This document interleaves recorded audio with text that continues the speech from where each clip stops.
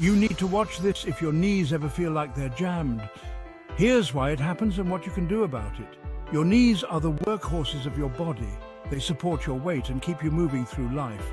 But all that action makes them prone to wear and tear. So why do they lock up? It's often because of two main reasons: degeneration and injury. When your knee locks, it's like your joint's stuck in one position, making movement almost impossible. We call this true knee locking. Then there's pseudo knee locking, where intense pain makes it feel like you can't move, but nothing's physically blocking the joint. But don't worry, there are ways to help. Physical therapy and treatments can relieve symptoms and get you back on your feet. So next time your knee gives you trouble, remember there's hope and help available. Stay healthy, stay active.